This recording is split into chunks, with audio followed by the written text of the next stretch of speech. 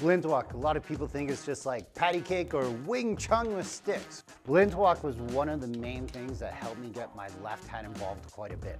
When I'm feeding, I'm not feeding like I'm actually attacking. What I want you to do right now as a student is just understand that I'm a lead, he's a follow, and he's building reactions.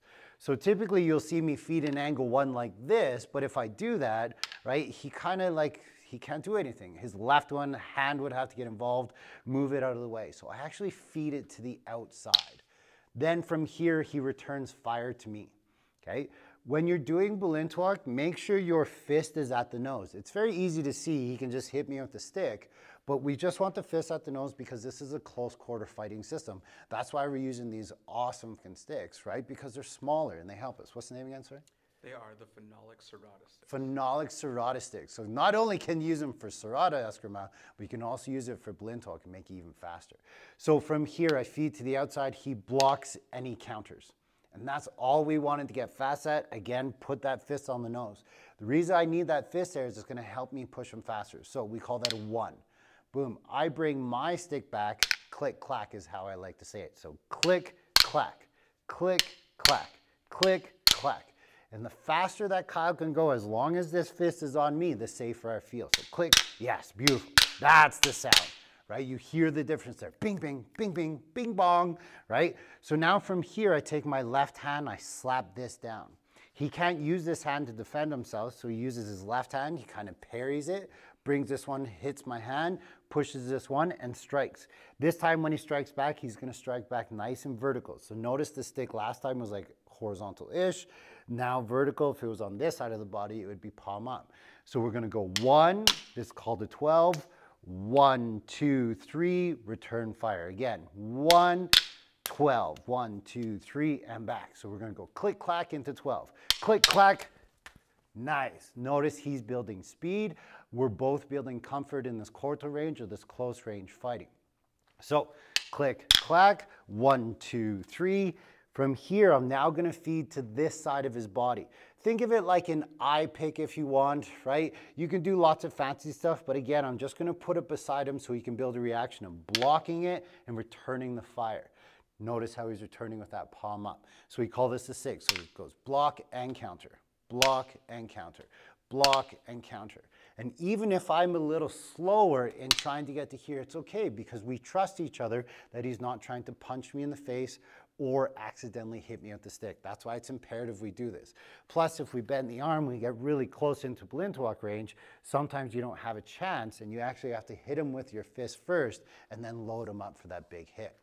So let's tie all this together so you guys can start building some speed at home. So he's going click, clack, or angle 1. 1, 2, 3, angle 12.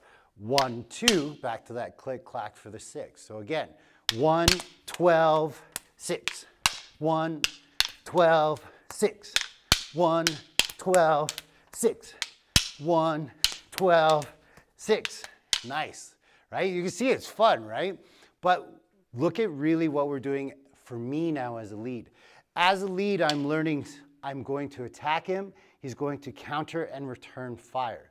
On a couple of those motions there, I didn't just click, clack, I actually slapped down before it got there.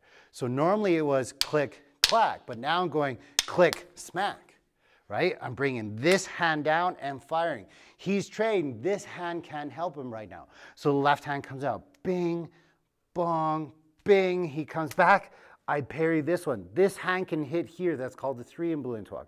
I'm gonna go up to the head, let go, he goes here, and we're back to here. So we go 1, 12, 6, boom, 1, 12, 6, 1, boom. But see what's nice about all this is we're really learning to use both of our hands in Balintwak.